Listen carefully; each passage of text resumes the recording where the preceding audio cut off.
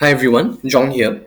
In this video, I'll be sharing about a proposal for a scaffolded revision strategy that specifically targets structured essay questions in history and structured response questions in SS. Beyond providing very obvious tips and ideas like flashcards and MCQ questions, I think the true usefulness of this video is to articulate a systematic framework or a way of thinking how we can revise for humans subjects in a way that recognizes the disciplinary differences between human subjects from other subjects like math and science. The overview for this sharing is as follows. Firstly, I'll talk about some common complaints that teachers have about our students' essays, coupled with how we conventionally approach revision for essay writing. I will highlight what I think are some limitations and possible underlying assumptions to our approach. Secondly, I offer a scaffolded progression towards how we might teach SEQs and SRQs, which involves decomposing these higher order assessments into more manageable bite-sized parts.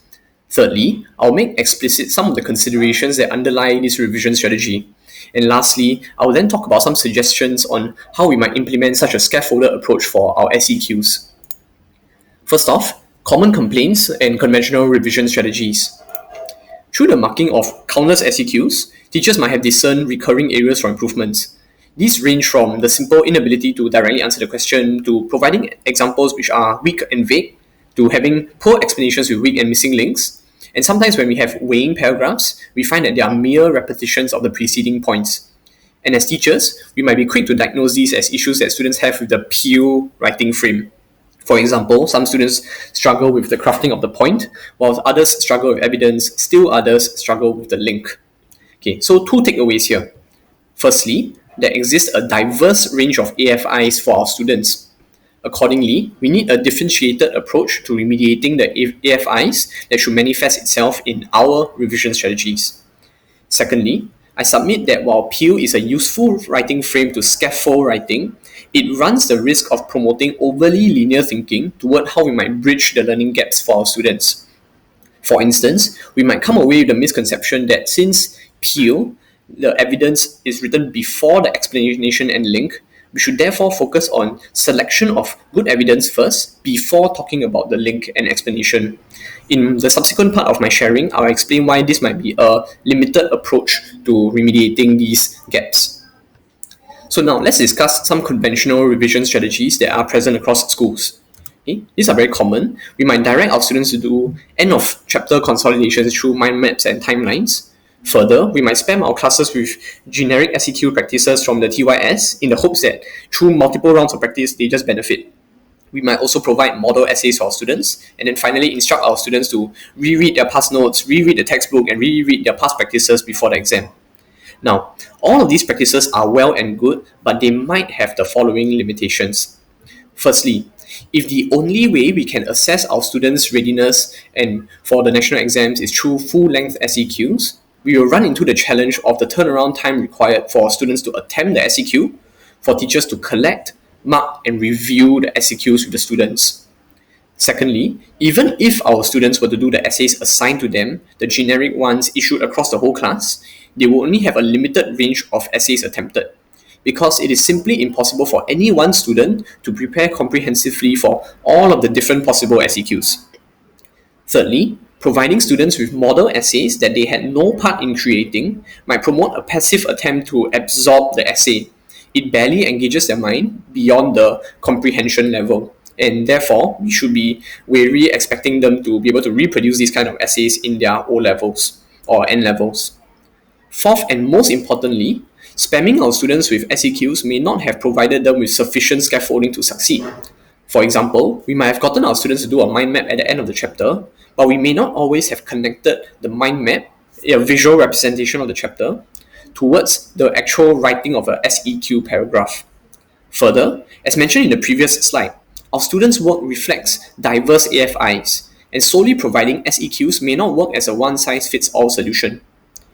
Allow me to express what I think might be the working assumptions behind this conventional revision strategy. The first is that revisions and practices should mimic the national exams as closely as possible.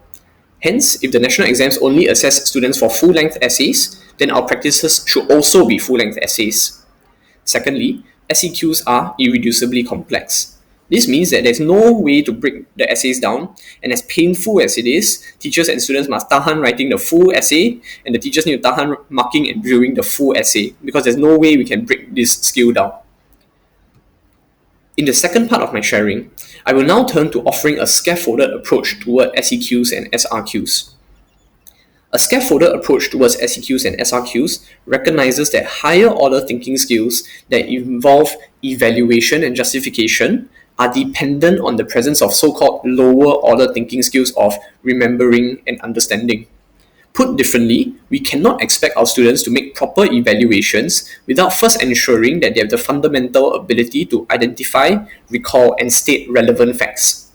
And it's only by building progressively through the levels that we can hit the levels of evaluation and creation that are necessary for our essay writing. Now, what seems to be unique to the humans subjects like history and SS is actually the importance of the narrative or inquiry question in framing the knowledge. To use a metaphor in the humans, we might need to first provide students with some kind of a structure or a vase that holds the facts, skills, and knowledge together.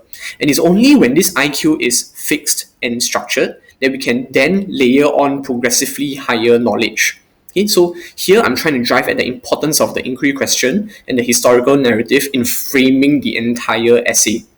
Now, let's look practically how we might scaffold using an SEQ Part B question and some SRQ question 7s.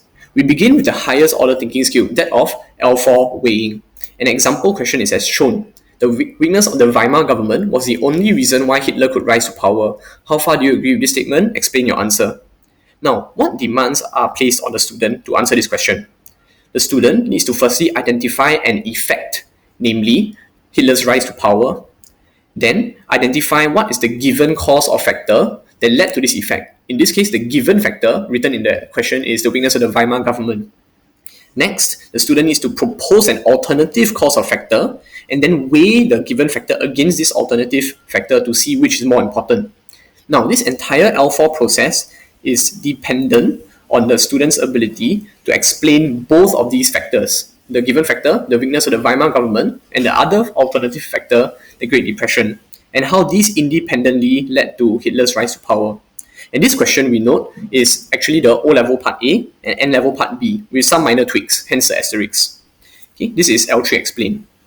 Now, L3 explain in turn presupposes that students can describe what we mean when we call the Weimar government weak, and describe what actually happened in the Great Depression in Germany. And this is the L2 level of description, which we assess at the N levels, but no longer at the O levels. Now, this L2 description is in turn contingent on the student's ability to identify or state examples and effects, and this is the L1 level. For instance, I cannot expect my students to weigh in on the importance of the weakness of the Weimar government without being able to state some key facts that showed the weakness of the Weimar government. For instance, 3 uprisings or 3 attempted coups for the Weimar government. Similarly, if my student cannot state the 3 effects of Great Depression, for example, unemployment, disillusionment, I cannot possibly expect them to describe how this contributed to support for extremist parties such as the Nazis. Okay? This way of breaking down the SEQ into component assessment stages can also be done for the lower sec history syllabus and the social studies SRQ. You can pause the video to see how each of these are broken down. One common practice at the lower sec level is that for the L1 identification question, we treat this as an opportunity to test our students on random trivia, like who were part of the Labour Front government, or when were Singapore's elections held before 1965. We do so in a way that seems otherwise divorced from a sensible historical narrative. Instead, what I propose is that we can be using the L1 level more strategically to assess for facts and details that build toward a larger question. Okay. Returning to what I articulated as the working assumptions underlying the conventional revision strategy, I hope that this slide has made it clear that SEQs, far from being irreducibly complex, can indeed be broken down into smaller pieces. Secondly, that while yes, ideally our revision and practices should mimic the national exams as closely as possible, we can, however, scaffold the practices for learners at different readiness levels in the hopes of finally building towards a full-length SEQ or SRQ. Also, I hope that it's clear that students must have the prerequisite knowledge before working on the essays. For instance, if our students are unable to provide examples of how Raffles contributed to Singapore, we cannot expect them to weigh in on his relative significance as Singapore's founder. Similarly, if our students cannot name 3 examples of public good, like transportation, we should not expect them to be able to weigh the relative role of the government in contributing to the good of society. Before I talk about suggestions and tips for teachers, let me make explicit some of the considerations underlying my proposed revision strategy. Firstly, it has to be student-driven. Students must be the ones doing the hard work of comprehending, synthesizing, and crafting their personal responses to questions. The mental hard work is the only way students will achieve true understanding and retention for the national exams. Students cannot be passively absorbing model essays because this is only allows them to process it at the very shallow levels of comprehension when in fact we are assessing them for higher order thinking skills of evaluation. Okay. Secondly, it's quite clear, progressive through scaffolds. Thirdly, our approach must be differentiated and personalized because our students will benefit from a strategy that helps them to identify their learning gaps and remediate their individual learning gaps. Fourthly, it has to be practical, practically recognizing time constraints. The sheer amount of content makes it impossible for students to cover every question, especially factoring in the reality that most students will relegate humans subjects for the final exams, for the national exams. Lastly, the approach has to be collaborative, leveraging on the different students and the different number of students in the class to work together. With these considerations made explicit, allow me to offer some suggestions on how teachers could implement this in class. I'll share about how the strategies should be coherent and progressive and share some ideas on how to do so. Okay, the first strategy is simply to employ MCQs in subjects like history and SS. This targets the L1 levels of remembrance and comprehension, and as an AFL strategy, is extremely quick for teachers to administer through tools like Kahoot or Google Forms. On the part of the students, it helps them to self-assess in a way that's quick, easy, and can be made fun through gamification, through sites like, for example, Blooket. Now, while this doesn't seem like a particularly novel suggestion, the outstanding question teachers should be asking themselves will be, what details should they quiz through the MCQ? What distinguishes a significant and important fact from meaningless trivia that students are wondering, why am I even remembering this? Okay, I'll answer this later. The second suggestion would be to have students design their own flashcards. So these flashcards have 2 sides. The front of the flashcard should contain the key term, individual, or event in the syllabus, and students are to write maybe a brief 3 to 4 sentence description of the term on the back of the card. And as students create these flashcards, they accumulate a bank of evidence and examples that they can use flexibly to answer most questions. Here, the outstanding question for this suggestion would be, how are the students or the teacher to know what part of the description is essential or relevant or not? It is simply not sufficient to keep telling our students to write more in their description or in their explanation, or to give a clearer description when it's not at all clear what sufficient or clear descriptions actually entail. What is the criteria for a good description? Okay. Similarly, I'll answer this question toward the end of the presentation. The third suggestion is to create a comprehensive bank of SEQ questions. Now, how do we create this bank of questions? Within the humanities subjects of history and SS, each chapter is actually guided by a main inquiry question. This inquiry question frames the entire chapter and determines which case studies or examples are included. Okay, so some examples of inquiry questions are shown on the right. These questions can be further broken down into sub-inquiry questions, and the main and sub-inquiry questions can be reworded into different SEQs. At the national exams, the reality is that there are only a limited range of possible questions examiners can ask for each chapter. The variations in the questions are merely in the question phrasing or changing which given factor is included in the question stem. And if teachers can help students to see the pattern of the questions, there really are only a few questions per chapter that students need to prepare for. Now, how might this SEQ Bank be implemented in the classroom? As earlier mentioned, it is impossible for individual students to prepare for every topic and SEQ in the syllabus. It is unrealistic. As such, what teachers can do is to split the class into different groups, with each group taking ownership over a topic or a certain set of SEQs. The groups then work on the Google Docs and then share this with the rest of the class. You can think of this like your study groups that you might have made when you were studying in, say, in JC, in poly, or in university. Okay. To anticipate a possible rejoinder, don't we already provide model essays? How's the class SEQ Bank any different? The key difference are that in this case, students are the ones doing the hard work of thinking through at least a greater set of SEQs. Secondly, this SEQ Bank provides students with even more exemplars of responses that tackle the same set of questions, except produced by their own classmates rather than their teacher. The examples that their classmates might give might be even more accessible to the students and therefore help them to understand it a little bit better. Furthermore, the students might become more aware of different evidences and examples that can be used to respond to the same question or different ways of making the same point. Thus, it is very useful to provide more and more exemplars to deepen their understanding of any question. Okay. The next question you might have is, how do you turn an IQ into an SEQ? So let's use an example from the upper sec history syllabus. To what extent, if at all, did Hitler's rule benefit the people in Germany? This is the IQ that frames the second half of the chapter 3 on Hitler's impact and is a general IQ. This question can be further broken down into political, economic, and social impacts of Hitler's rule, and that's really all the variations of the possible SEQs there are for this question. 1 broad general question and 3 sub-questions. So practically, how might teachers craft SEQs and sub-IQs? The baseline knowledge for the teacher should be a thorough familiarity with the TYS and the TLG, the Teaching and Learning Guide.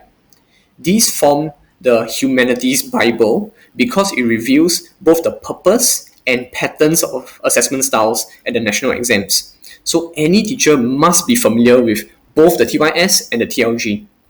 Okay. Besides the TYS and TLG, we don't have to reinvent the wheel.